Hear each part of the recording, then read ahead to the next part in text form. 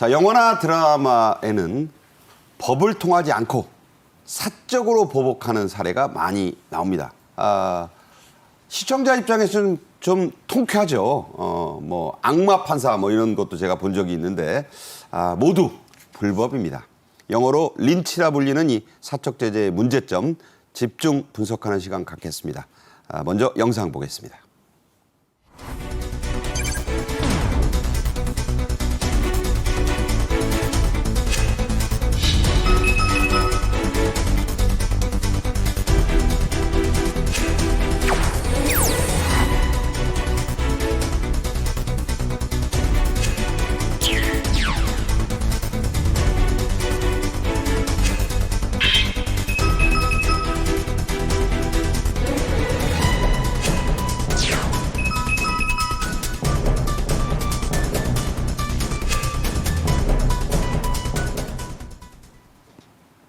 네, 언론에 대대적으로 보도됐던 경남 밀양의 여중생 성폭행 사건. 자, 피의자의 신상을 공개한 유튜버 결국 실형을 선고받았네요. 맞습니다. 일명 유튜버 전투토끼라고 불리는 한 채널 운영자가 있었는데요. 이 남성의 경우에는 명예훼손 등의 혐의를 받아서 결국에는 징역 2년 6개월 선고받았고 추징금도 나왔습니다. 왜냐하면 이게 수익화됐었거든요. 782만 원가량을 추징한다라는 선고가 나왔고 그리고 이 부부관계에 있는 아내가 있는데 아내는 잘 보시면 개인정보보호법 위반입니다. 공무원이네요? 그렇습니다. 아내가 한 주민센터에서 근무를 하는 이 공무원인데요. 남편이 이런 사람들에 대해서 신상을 좀 공개를 해야 되겠다, 정보가 필요하다라는 이야기를 듣고 이 아내가 실질적으로 무단으로 동의를 받지 않고 주민등록번호를 조회를 한다라든지 가족관계를 떼본다라든지 이런 식으로 개인정보보호법을 위반을 했기 때문에 함께 이제 재판을 받았고요. 아내의 경우에는 징역 2년, 집행유예 3년을 선고받았습니다. 네. 절대 개인정보 유출이니 뭐니 다 이거 위법, 불법이라는 점 역시 다시 한번 상기해 드리겠습니다. 자, 이 과정에서 피해자에 대한 2차, 3차 가해도 논란이 많이 됐죠? 그렇습니다. 이런 고발 형태로 폭로를 하는 것에 과연 피해자의 동의가 있냐는 부분이거든요. 그러니까 밀양 성폭행 피해자도 2차 가해 논란이 되는 것이 동의 없는 폭로입니다. 그러니까 피해자는 마치 정의 구현을 한다는 명분은 있을지 몰라도 그게 원하지 않는 것일 수도 있거든요. 그렇죠. 그것은 정당한 법적 절차를 통해서 이루어져야 되는 것인데 더군다나 공개된 이 내용들을 보면은 피해자의 음성이 노출이 됩니다. 위험하죠. 그럼 이러면은 그대로 그 기억이 살아날 수밖에 없는 것이고 판결문까지도 유포가 되면서 이런 2차 가해의 위험성도 다분히 지금 지적이 되고 있는 상황입니다. 네. 재판부는 이 검찰이 구형한 것보다는 낮은 형량을 선고했습니다. 하지만 이게 사적 제재다. 이런 점만은 명확하게 했죠. 그렇습니다. 애초에 검찰은 이 남성에게 징역 5년 그리고 이 부인 여성에게 징역 3년을 구형을 했는데요. 그러면서도 재판부가 굉장히 이제 엄단에 처해야 된다라고 피력을 한 부분이 있습니다. 그러니까 객관적이고 공정한 법적 절차를 거치지 않은 채 인터넷상에서 떠도는 정보만을 가지고 가해자를 특정하고 그리고 이렇게 중대범죄자로 기정사실화해서 공개하는 것은 사적 제재로서 엄벌이 불가피하다라고 밝혔고 그리고 사건과 무관함에도 불구하고 이 유튜브 채널로 인해서 신상이 공개돼서 정상적인 사회생활을 해나가기 어려운 사람도 있다라고 하면서 실제 이 유튜버가 공개한 정보와 가해자의 정보가 일치하지 않는 부분까지도 꼬집었습니다. 네. 중요한 것은요. 다시 한번 말씀드리지만 피해자의 인권이에요. 그러니까 가해자의 그 인권도 중요하지만 2차, 3차 피해 절대 안 된다는 얘기입니다. 사적 제재로 인해서 사람이 사망한 사건도 있었네요. 이거 어떤 사건입니까? 이 경우에는 일명 음주운전 헌터라고 해서 이 사람이 음주운전하는 것 같다라고 하는데 경찰이 출동해서 잡기에는 시간적으로 부족하니까 우리가 직접 따라가겠다라면서 쫓은 사건이 있었습니다. 그 유명한 저도 본 것 같아요. 그렇죠. 그런데 이렇게 음주운전 혐의자라고 하더라도 이 유튜버 음주운전 헌터와 그 구독자들에게 쫓기다 보니까 사람이 굉장히 심리적으로 위축이 되는 것입니다. 운전도 제대로 할 수 없었겠죠. 그러다 보니까 실제로 이 갓길에 길에 대형 화물차가 정차해 있었는데 그 화물차에 그대로 들이받으면서 화재가 발생했고 음주운전 혐의를 받던 이 운전자는 사망을 하게 되는 사건이 발생했습니다. 물론 음주운전을 한 것 그 자체도 처벌 대상이고 잘못한 행위이긴 하지만 그것을 내가 나서서 내가 경찰도 아님에도 불구하고 내가 나서서 사적 제재라든지 복수를 하려다가 이렇게 사망하게 되는 사건도 발생했습니다. 네. 자, 이런 상황, 이 참상을 생중계한 유튜버 조회수 올리고 구독자 확보한 것뿐만 아니고 자, 이게 문제예요. 돈까지 많이 챙겼어요. 그렇습니다. 결과적으로는 이렇게 경제적 이유 아니냐 이렇게 또 생각할 때 그게 또 과하면 얼마나 또 큰 문제가 될 수 있는 거 아니겠습니까? 음주운전 이것이 이제 나쁘다 이렇게 해서 이제 뭐 추격전을 했는지는 모르겠습니다만 유튜브로 생중계를 해서 후원금 수익까지 받았다라는 것이고요. 또 하나가 이제 유튜브 구독자를 동원해서 추격전. 그러니까 이건 진짜 더 위험한 겁니다. 그렇죠. 유튜브의 구독자에게 그 지점에 있어요. 그러면 좀 추적을 해보세요. 아 발견했어요. 그걸 한번 추적해보세요. 그럼 매우 위험한 겁니다. 그렇기 때문에 교통사고의 위험과 위협을 조성한 거 아니냐, 부추긴 거 아니냐 이렇게도 해석이 될 수 있는 것이고 더한 것은 뭐냐면 2023년에 있었던 일인데 12월이었죠. 음주 사실이 없는 운전자입니다. 음주 운전자가 아니에요. 예. 그런데도 불구하고 마치 음주 운전을 한 마냥 차량의 못 나오게 운전자를 감금하고 위협하는 경우도 있었거든요. 그러니까 이런 게 보면 음주운전을 못 나오게 또는 음주운전이 우리 사회에서 사라진다는 것을 좀 권장한다든지 이런 거면 유익하지만 이걸 추격하고 이것이 이제 조회수가 나오고 돈까지 연결되고 심지어는 음주운전한 사실이 없는 운전자까지 위협이 된다면 네. 이건 과하고 위험한 것이 되는 것이죠. 과할 뿐만 아니라 이걸 할 권리가 누구에게 있습니까? 경찰도 이거는 엄격한 범죄 이 현장을 확인하고 이 직무집행법에 따라 하는 거예요. 하면 안 되죠. 자, 이런 사적 제재 논란에 본격적으로 불을 지핀 것은 디지털 교도소라는 지적이 있습니다. 자, 이것에 대해서 좀 설명이 필요해요. 네, 디지털 교도소라는 것은 그러니까 범죄자들의 신상을 우리가 사회에 공개를 함으로써 사실상 솜방망이 처벌을 받는 사건들도 생길 수 있지만 이것을 우리가 처단한다, 엄단한다라는 의미를 가지고 저렇게 디지털 교도소다라는 채널이 생기게 된 것입니다. 네.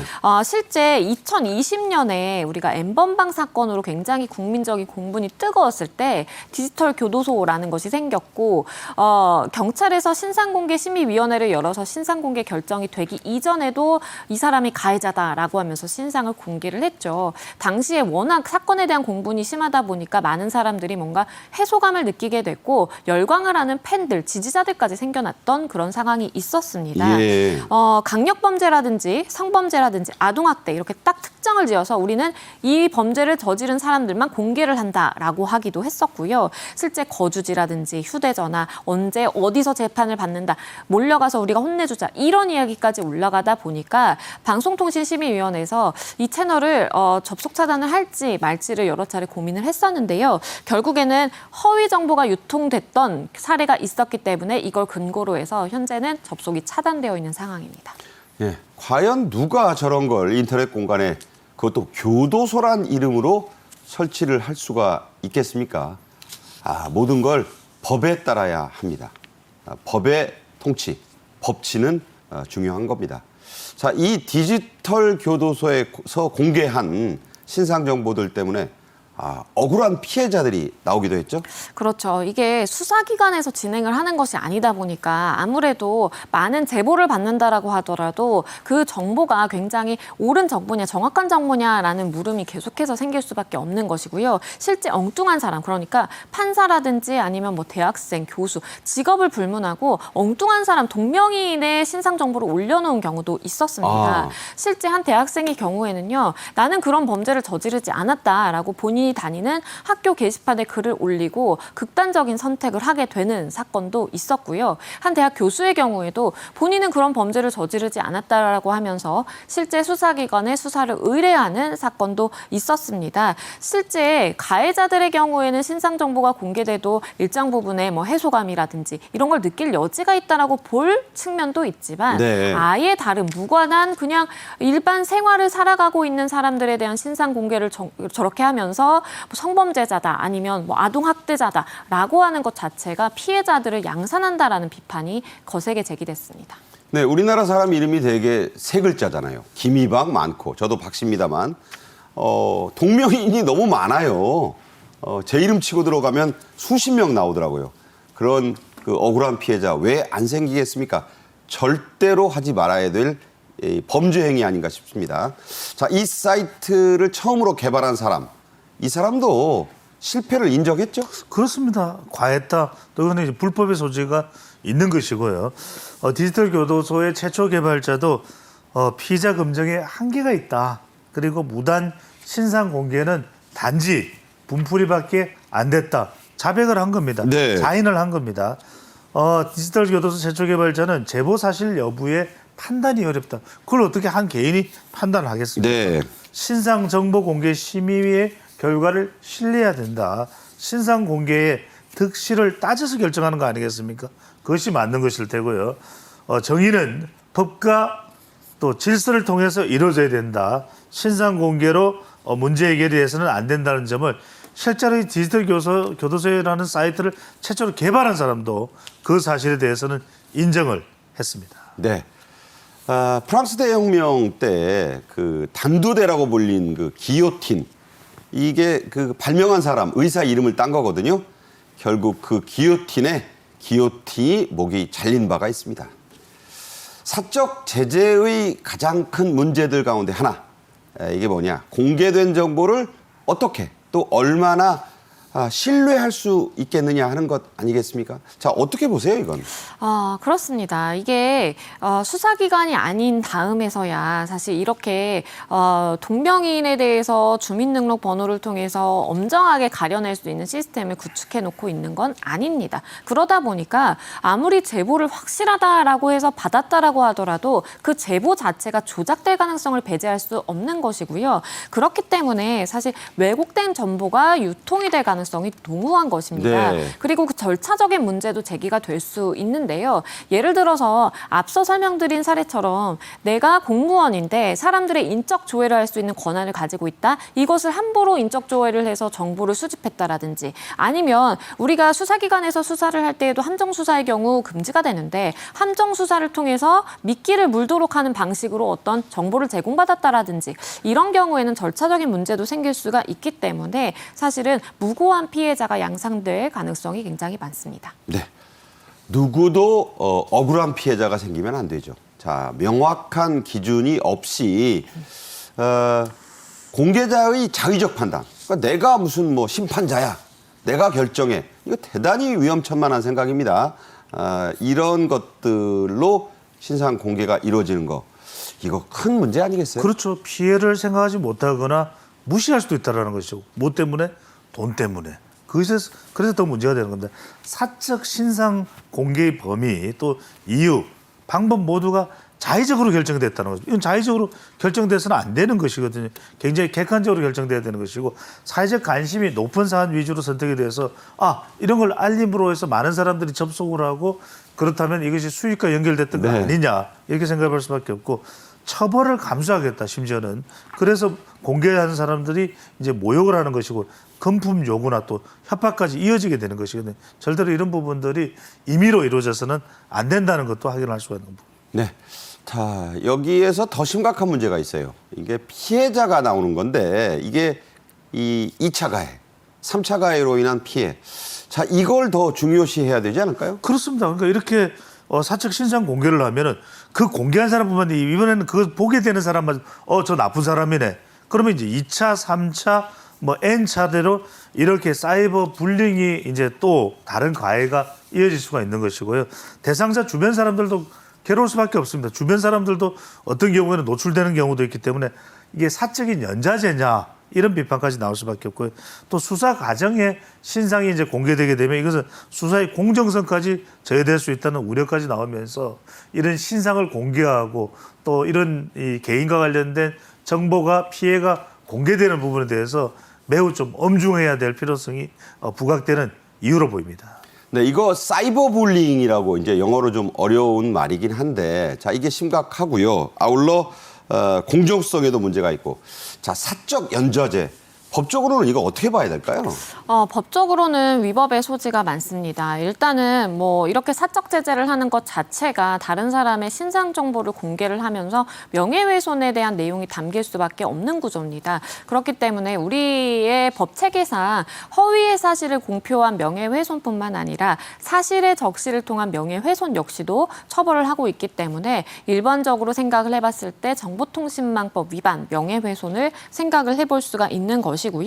더불어서 우리가 그 사람의 정보를 취득하기 위해서 미행을 한다라든지 아니면 그 사람에게 계속해서 해명을 요구하면서 이렇게 해명하지 않으면 나는 당신의 신상 정보 공개하겠다, 넘기겠다라고 계속해서 연락을 취하고 원치 않는데 연락을 취하고 쫓아다니는 것 자체가 스토킹 처벌법 위반이 될 수도 있는 소지가 있습니다. 더불어서 개인의 이런 민감 정보, 그러니까 사진이라든지 뭐 주민등록 번호라든지 거주지, 휴대전화 번호 이런 것들 역시 개인 정보에 속하는 것인데 개인 정보에 대해서 내가 다른 사람의 동의 없이 취득한다라든지 이것을 사용한다라든지 이것도 개인정보보호법 위반이 될 수 있습니다. 그렇기 때문에 이렇게 사적 제재 아니면 내가 나쁜 사람들을 응징하는 굉장히 좋은 목적을 가지고 있다라고 겉에서는 이야기를 한다고 하더라도 결국에는 행위 하나하나만을 나눠보고 보면 다 불법의 집약체다라고 볼 수밖에 없겠고요. 그렇기 때문에 이런 신상정보 가해자를 혼내주자라고 하는 유튜버들이 대개는 본인의 얼굴을 공개하지 않고 굉장히 좀 이렇게 밀행성을 중요시하면서 본인의 방송을 이어가는 것 자체가 본인의 행위가 위법하다라는 것을 알고 행동하는 것이다라는 좀 생각이 듭니다. 네. 중요한 것은 경찰도 법무부도 지금 이런 그 신상 공개를 할 때 매우 엄격한 절차와 원칙을 따르고 있어요. 자, 이렇게 사적으로 뭐 연좌죄를 하고 자의적으로 판단하는 것 모든 것이 우리나라의 형사사법 이 체계를 뒤흔드는 엄연한 불법이라는 것이죠.